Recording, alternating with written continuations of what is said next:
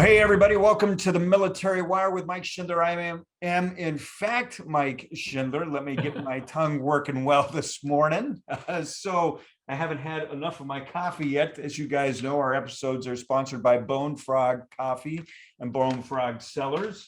And we're going to be talking to the authors today from the Sons of Valor series. So if you haven't got your coffee mug yet, you got to get that as well. But we've got Brian Andrews and Jeff Wilson on the show with me. They're coming back. I love these guys. They do tremendous work. I'm going to give you a little bit about their background. When you think about Jeff and you think about Brian, they're not just authors, and I'm going to let them unpack their stories a little bit as we get into their latest book, Dark Intercept, which is a switch in, I don't want to say genre, but it's a switch in what really is the core of the book.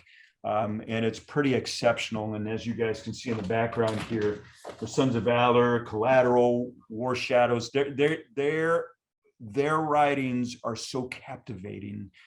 And I'm going way off script. And I know Gary at this point is looking at me probably saying, what the heck is going on? Because I've blown the script already, guys. But it is so good. If you've not picked up Andrews and Wilson's books, you need to. So with that, since I've already blown the script, Brian and Jeff, welcome to the show. Thanks. Great to be here as always. We sure appreciate you having us. You didn't blow the script. You're just, complimenting our work. That's our favorite thing. We could just sit here and listen to that all day long. Do that all day. Tell everybody. It's true. Well, I mean, when you look at the notes that I got here, I mean, Whoa. I've essentially, but you're right, and we can go off script because I'm the host, so it's right. It's all yes. right. Let's not save the compliments for the end because you never know when people are going to tune out. So Let's get it out of the way. You already gave us our plug. We appreciate it. That's right. That's right. Before we dive into your latest book, Dark Intercept, which is exceptional. And I do want to dive into a little of those pieces because it twisted my mind a little bit, which I loved that. But before we do that, Brian and Jeff, I want you guys to give the audience a little bit about your background, just kind of the high level pitch points, because sometimes people look at authors and they go, okay, they're cool, they're authors, but you guys have an amazing backstory. So Brian, start with your history, your background, and how you got into writing, and then Jeff will go over to you. Oh, sure. Yeah, I was grew up a corn-fed Kansas boy in the Midwest, and just was sort of looking for a little bit of adventure at one point, and decided, I think I'd like to serve, and was looking into, what the best way to do it was, and pursued an ROTC scholarship. They paid for my college. I went to Vanderbilt, and I just want to put a little plug out there for everybody on ROTC scholarships. This is such a great program. So the Naval Academy, the Air Force Academy, West Point, these are fantastic, amazing universities and a great path to becoming an officer, but it's not the only path. So ROTC, a lot of people don't know about it. It's Reserve Officer Training Corps, and they provide scholarships to, dozens, if not hundreds of universities in the United States. And they pay for your college if you win this scholarship. And then you repay, the debt of them paying for your college with service. And it's such a great way to start off your life as a young person, because number one, you graduate from college virtually debt-free. You have a job as soon as you graduate, and it's a job that gives you a tremendous amount of responsibility at a very young age. And you're making a great salary. And also you're giving back to our nation and serving our country. So yeah. I'm sort of the poster child, I think, for this program, because it really set me off on the right course. And when I graduated, I went into the submarine community. I was an officer on a fast attack submarine in the Pacific. Did some of that hunt for Red October, cool stuff, chasing around subs and sneaking up on people and that sort of stuff.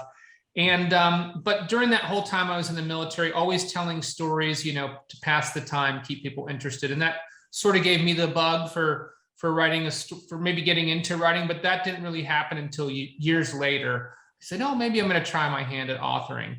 And eventually met up with Jeff at a writer's conference as I was trying to find my way and navigate this interesting business we called publishing. And that was sort of the beginning of Andrews and Wilson. And, the rest is history. Yeah, now you guys are international best-selling authors, which is so cool. And I do love the ROTC program. You know, my daughter's at University of Portland. I'll put a plug into University of Portland. She's in their nursing program. And by God, I wish she had a ROTC scholarship. Let's put it that way. So, yeah, that's not cheap. So, Jeff, you, my friend, have an amazing background too. You're like one of the smartest people on paper that I know when I look at your background. And I'm like, holy smokes, how does anybody do all of that in a lifetime? And you're still, you know, young. So how does all that happen? So, well, first of all, in our business relationship, Brian is the brainiac. So, you know, I've done some cool things. But if you can convince the Navy that your bachelor's degree in psychology qualifies you as a nuclear engineer, and then make it work, you're the smartest man in the room. And so, I appreciate you saying that. So, you know, if Brian's story is sort of an artist with a paintbrush painting this linear story, mine is sort of like someone took a bucket with many paint colors in it and just dumped it on the floor and 2-year-olds started smearing it around. Mine is a little bit more schizophrenic. So I've done a lot of things, and we won't waste time by going through all the things that I've done. But the one thing that sort of has been a theme for me, there are two things actually. One is storytelling, which I'll circle back to, and the other is service. So I served in the fire department first. So I served my community first as a firefighter, paramedic in a paid department. And from there went on to college with a goal of maybe one day becoming a physician. But got distracted by the idea of service and joined the military to become a fighter pilot, like my father had done before me. That didn't work out. I was in a motorcycle accident and never got to complete that, but always had that need to serve. And so from there, I went on to become a pilot. I was working as a corporate pilot and other kind of contract flying. And I just didn't find it that satisfying. It wasn't exciting. I mean, the flying was exciting, but I just didn't have that sense of purpose that I had when I was serving in the military or in my community. So I went into another part of the federal government and served there for a few years, ideally to become a pilot, but wound up doing some other things. And those were violent things. And from that, I sort of decided, you know what, we're a nation at peace. I think I like to live a life of peace. So I went to medical school and eventually had the goal of becoming a vascular surgeon. So while I was finishing up my training, some insane people with cultish-like agenda crashed planes into our towers in the Pentagon and a field in Pennsylvania. I was serving in the reserves at that time because even when I went to med school, I just still had that need to serve. And so I immediately talked to my detailer and said I wanted to go on active duty. He misunderstood and thought I wanted to be a mobilized reservist. I made it clear I wanted to transition back onto active duty because I'd had a regular commission. So I did that and was a combat surgeon initially with the Marines. Long story short, I ran into some people from my weird past downrange and wound up being introduced to some strange looking guys with long hair and beards that were doing some stuff down there, and got recruited to serve in the Naval Special Warfare community as a combat surgeon, adding a layer of support to what they were doing. And I served in that capacity, and then also with the Joint Counterterror Task Force for the next, 8 years, 10 years, whatever it was. It's so crazy, you know, Brian, he says that so nonchalantly, like, you know, I did this and I did that and I did this, and, you know, like it's no big deal. And, you know, I'm sitting there going, man, I just hope I can make coffee in the morning.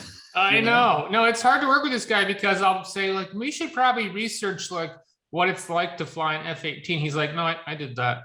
Oh, okay, well, all right, maybe you write that scene. We should probably research what it's like to be on a fire team. Oh, I did that. Oh, okay. Yeah, you really can't, you know, even something like, you know, oh, this guy got shot in the chest, his lungs collapsed. We should talk to a doctor, find out how to fix it. He's like, oh, I can fix that. I know exactly what to do. So yeah, it's great to write with Jeff because virtually any scenario I can think of to put on the page, he's done it. So yeah. It's so incredible. Well, and I got to say, that's why your books are so amazing. I mean, you know, we've had many authors on this show, right? And some great ones. And you guys know some of these guys, like personally know them, right? You know, Brad Taylor, and, you know, I mean, I could keep going down the list. And Great authors, right? But you guys have this knack that, and I am not bluffing here to the audience one bit. Like, I get a ton of books and I'm like everybody else. I'm, up to my eyeballs and things to do. And you guys sent me your books, and I swear to God, I didn't want to stop reading. I mean, I was staying up, like my bedtime, people like, you must stay up late. And I'm like, man, most of the time I'm in bed by 9:30, 10 o'clock, right? Because I'm up at 4. Early riser. I'm wired. So, and here I am, reading till 1 a.m. Like, oh my God, what's going to happen to this guy? And Dark Intercept, and I want to jump to this because Dark Intercept is a different approach to like war. I mean, you guys are addressing combat and battles and war, and both personal and external in these other books, which are phenomenal. I mean, absolutely phenomenal books. The character development is amazing. This one talks about a different war, and I want you guys to dive into that because you guys kind of switch genres a little bit, and you go into something that can be spooky for some. And when I was reading through it, I was like, man, I don't know if I want to go here. And I think my audience knows that I'm a faith-based guy. Like, I'm personally saved by Jesus Christ, and there's no moving me off that needle. But you guys made this like real. So why don't you guys talk about that? And I don't know who wants to start, Jeff or Brian, but I'll leave it up to you guys. Well, I'll tell you, we've been asked a few times over the last couple of weeks, with the book launch, what prompted you to switch genres? And I think initially, Brian and I felt surprised by the question because I don't think either of us felt we were switching genres. Like, our brand is about covert operations, action and adventure, ordinary guys doing extraordinary things for their country, for their community. And we felt like this book was kind of the same. And there's definitely all that action and covert ops, Jedidiah is a Navy SEAL. And so we have that. So we don't really think of it as switching genres so much as maybe adding a layer to what we were doing before. So with our brand, and this is highly intentional, Mike, from the very beginning, I think we've talked about this before. Brian and I spent a lot of time talking about what do we want to do? What do we want to accomplish writing together? Once he dragged me reluctantly into co-authoring, which was the best thing anyone has ever done for me. And we've become, best friends since. But from the beginning, we said, what's unique about us? What do we bring to the page that's unique? Some of the things you were talking about with life experience, but how can we use that? And what we wanted to do from the very beginning was we wanted to set up universes and stories that honored the people that we've served with, that made incredible action stories, thriller stories, fiction stories based on real people. And obviously these are fictitious characters, but they're all amalgams of people that we know. And we tried to be true to that. We try to be true to what the relationships are like in the special operations teams, what the personalities are like, how ordinary these guys are doing extraordinary things. And so we've built our brand around gritty, realistic action, characters, and relationships. And so to us, switching to the Shepherd series was simply adding another layer, and that's that layer of faith that you were talking about earlier. This is not some strange, bizarre thing, right? Like 85% of people in America identify as believers at some level, and it's defined differently for different people. But, there's not many, it's a minority of people that would find the idea of asking those questions absurd, a vast minority. And so what we did was we said two things we want to delve into. One is the idea of crisis and faith, which we've spoken with you before because of our personal experiences and how much war and combat and seeing these horrible things can affect you and your relationship with God. But also, and this might be the selfish writers in us, Brian, like the exciting fodder of story was this idea of spiritual warfare that you were alluding to. The idea that maybe there's more going on than just bad guys and good guys. Maybe you're affected by these good and evil forces, real evil, real good, God and the other side. And what would that look like? And I'll sort of let Brian kick you off with how we came to start with that and what that what if question was. But, in its background, at its core, that's what we were doing. Try to add those layers of good and evil and crisis and faith and what that looks like in combat into a book. So good. Yeah, Brian, why don't you kind of walk us through that, like how you came up with the concept and how you weaved it through the story? Because I think, the cover is enticing, no question. Yeah. Right? Intercept, right? It's a beautiful cover. Enticing, but, kind of weave for us, why the audience should pick this up and how you came to terms with this, because there's some moments in here where I was like kind of looking over my shoulder a little bit, like, and eyeballing people a little differently as I'm walking through certain streets. And so, yeah, I mean, I think it's very natural and normal for all of us we've all had those moments in our life where we feel like, wow, I went left there. And if I had gone right, I would have stepped into the path of that oncoming car, Yeah. or, we've talked with veterans who've been in combat situations where, they just had a voice that told them, you're in the wrong spot. You need to move. And then later, they take heavy fire in the spot that they were, or IED explodes there. And so, they cheated death. And I think that, you can even think about, big movie franchises like, Harry Potter or The Matrix, where there's this other secret world that's sort of happening, in parallel or behind the scenes. So I think from a storytelling standpoint, that's very exciting, as an author, to be able to use metaphor and explore the idea that, hey, maybe there's something more going on than meets the eye. And so that's the crux of the idea, but it's all rooted in the idea, of reality, of faith and spirituality. And I think, Jeff and I were having this conversation very early on when we were brainstorming this series. And I said to him, have you ever been in the presence of pure evil? Have you felt the malevolence of pure evil? Not just a bad person, somebody doing something bad, not just bad guys shooting, you're going toe to toe with terrorists, but, just pure evil, something that seems like it's, transcendent above just a single person. Yeah. And he said, yeah, I have. And I think many of us have felt that. And so you have to wonder, are there forces at work that manipulate us and impact our judgment and our perceptions and, help get chess pieces moving? And when that dialogue started, we said, what if the worst actors in the history of mankind, your Adolf Hitlers, your Genghis Khans, your sociopaths, what if they had help? What if they were moved into these positions of influence and power by dark forces? Interesting. Yeah. And that's how you came up with it. I mean, and that sort of kicks off the what if question, right, Mike? Yeah. So that's part one of what if that's true.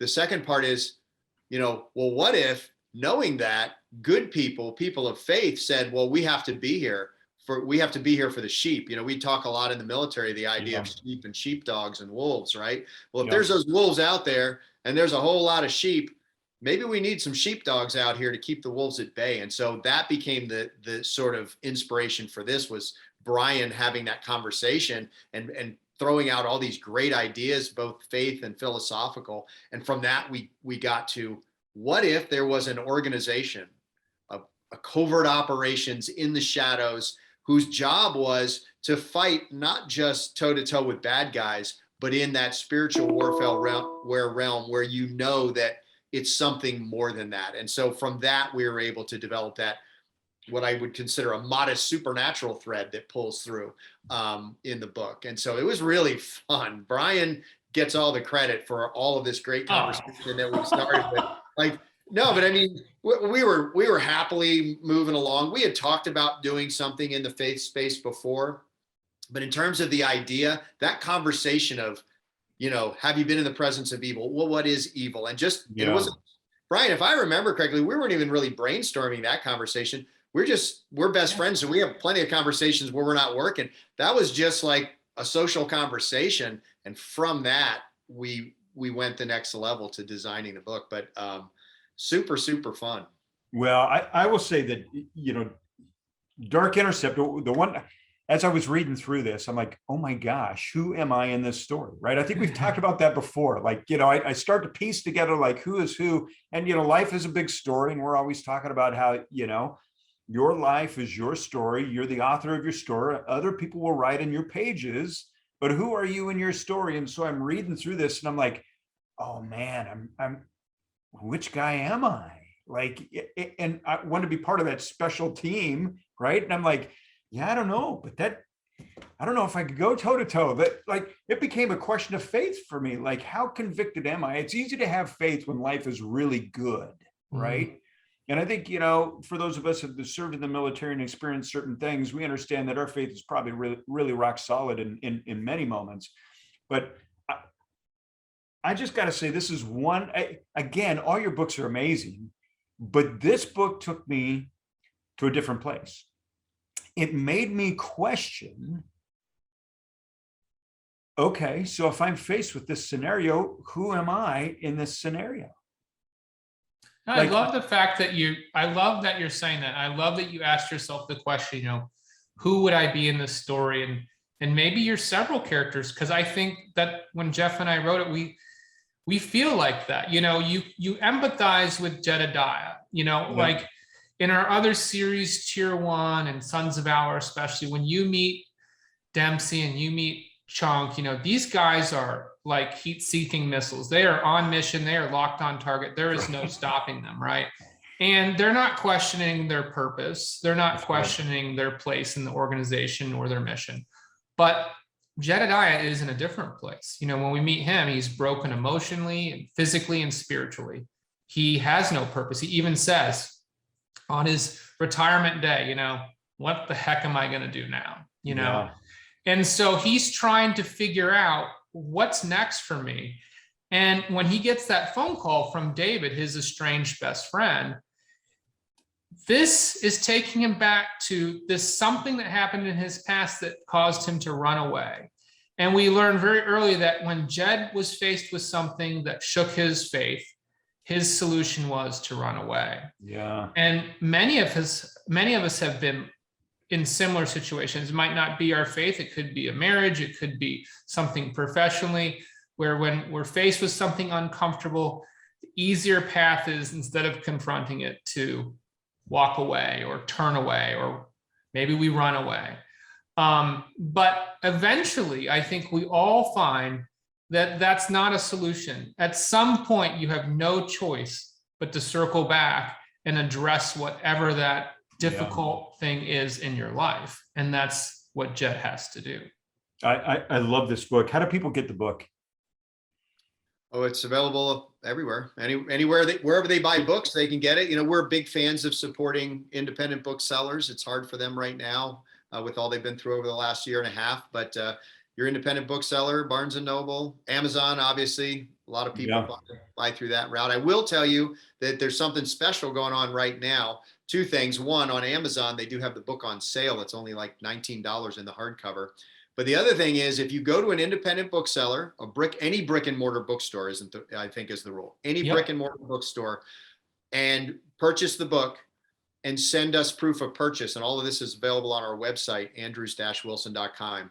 Then you will receive in the mail a signed book plate to put in your book, so you have a signed copy of the book, and a unit patch, which we designed for the Shepherds organization. And we can't talk too much about the Shepherds right now, because book 1 just sort of teases us out. You really don't learn that much about them until towards the end of the book, and that really learn more in book 2, Dark Angel, which comes out in April. So we don't want to give anything away that will ruin the book for people. But there is a group called the Shepherds, and there is a patch, and you can get that patch if you show us. I think it's the first 125 people that send in proof that they bought it at a brick and mortar store get those things. So that's kind of fun. Oh my gosh. And like Jeff said, on our website at andrews-wilson.com, every book we write has a page.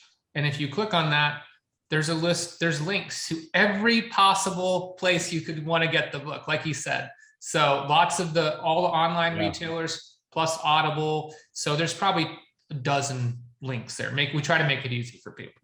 That is so cool. So tell me, when are your books going to be made into movies or TV series? Or, I mean, is this, I read these things and I'm thinking, okay, this is Dempsey and Chunk, all these guys, and now Jedidiah. I mean, I'm thinking, maybe that's because I got a little history in film now, but I'm thinking, oh my God, I'd sit down and watch, like I would binge all these. Like, so is that coming? I hope that's true, Mike. Yeah. So unfortunately, you're going to be dissatisfied with the level of detail that we can provide. However, what I can this is an expose series, guys. You're supposed to give me something. Yeah. So we can officially announce that the Shepherd series and book 1, Dark Intercept, has been optioned for television. And we would love to be able to tell you all the details of that, but at the moment we are not allowed to do that. So we cannot tell you who's doing it and where it's going to be available.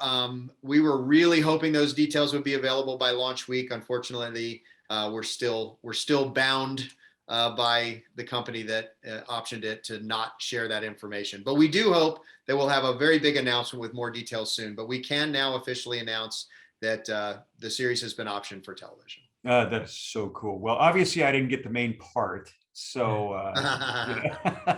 I think that is so awesome. I really want to encourage our audience to pick up Dark Intercept. I want our audience to pick up all your books because they're so compelling in so many ways, especially this one. What I do love about Jedidiah is the fact that you nailed it, Brian, in that he truly has a war within and an external war at the same time, right? I mean, to your point, mentally, physically, emotionally broken, and now faced with something even bigger and having to work through that, which in many ways describes life today in this big, mess of a VUCA world, as we call it, this volatility and uncertainty and complexity and all this ambiguity. People have to fight through their personal conflicts while they're fighting external forces. And that exercise I don't want to give it away, but I will just say that I kept turning the page on this and kept asking myself, oh my gosh, who am I? And I'm not a real big fan of this part because there were some scary parts in there. I mean, seriously, you guys are so good. You guys are so good. So I just want to say congratulations. And I know my audience is going to think I'm fawning over you guys. You didn't pay me to do this. I had you back on the show because I love your work so much. If there was one bit of encouragement that you would give people today, and I think this is, it's pretty serious because the world's a different place than it was even a year ago, right? We're faced with different things. We've had amazing things that turn of events that have happened globally. What would you, Brian, let's start with you. What would be that word of encouragement? This is what I tell my daughters. I tell them, trust your moral compass, and I think that is so important right now because there's so much disinformation and propaganda. And I think agendas in our social media and traditional media spaces, it's very, very hard for people to find truth. And when you don't know what to believe, I think, and you start hearing conspiracies or people XYZ about ABC, blah, blah, blah, blah, blah, it's so overwhelming. And I think if you look inward and say, does this information make sense to me? Do I really think that people would do that? Do I really think this person is a bad person with bad intentions? I think you look at your moral compass and say, how do I feel? Okay, that doesn't sound true to me. That doesn't sound real. And for me personally, that helps me navigate. I think it helps my daughters too. That's good. Trust your moral compass. Yeah, it's a good word. It's a good word. Jeff, what about you? Yeah, I agree with everything Brian says. Of course, for that to work, it requires parents like Brian and Karen who help foster and develop that moral compass. And, certainly Wendy and I try to do that with our kids as well. And we try to do it through a biblical lens. I think that, so in addition to agreeing 100% with everything Brian said, I think the thing I would add is the world, for the adult side, the world is complex and it is confusing and there's so much division, there's so much anger, there's so much hatred, good people hating good people. Like we're such a divided nation right now. It breaks my heart. Brian said on an interview recently, look, the guy living next to you, he may not have voted the same way as you, but he's better than the Taliban. Like there was a time when you could have people over for a cookout and you voted for different people and you had difference of opinion on policy, and you could even talk about those collegially over a glass of wine and still enjoy your evening. Now you either believe what I believe or I have to hate you. I'm being told that I must hate you. And it's heartbreaking. It's horrifying. And so as we struggle with this, what I would tell people is, first, exactly what Brian said. If you look at these things through the lens of what you believe, what you know to be true, that whisper of the Holy Spirit that tells you right from wrong, if you run everything through that lens, you're going to find so much of the noise will disappear. And the second thing is, don't do it alone. Don't try to sort these things out for yourself. Be in community. If you're military, if you're a veteran, be in community with other people that have that shared life experience, that share your questions. You're not necessarily the answers about faith, but at least a thirst for that knowledge. If you can be in community, then you can do all of these things so much better and with so much less stress. It's biblical to be in community. If you read the book of Acts, the very first thing they did was they formed a community. It was never God's intention for us to sort this out by ourselves. We're supposed to lift each other up. We're supposed to celebrate great things together. We're supposed to pray for each other, stand in the gap when someone is really down for the count, and be ready for them when they come back. Be in community. Be in community, and all of it will work itself out, especially if you're following the moral compass like Brian has suggested. Yeah, I so love that. Our neighborhood, we're very diverse in our neighborhood in the sense of belief systems. And weekly, we do these fire pits. And the neighbor pulls his fire pit out, and we sit around, and people bring their beverages, and we talk all sorts of things, kids and politics, and I oftentimes find that I'm the outlier. But what's interesting is the neighbors are curious, right? And we're all curious. Like, I'm curious that why they think the way they do, right? And it creates this healthy conversation. And I think you're right. We got to move away from division to discussion, and really be curious again. How do we become curious? And forthright. I might have differences, but I think, like you both, I would stand in the gap for anybody that needed help. Right. It doesn't matter. And not just because they believe what you believe, right? Correct. And I don't want anyone to think that that's what I'm saying, that you should surround yourself only by the echo chamber of your own belief. Right. I'm saying be in community with everybody. Yeah. People that don't believe like you do. That's right. You still have some common values. Just being Americans and loving this nation, that's a common value that you can start from. So I agree with you, Mike. Man, that's so cool to hear the fire pit thing.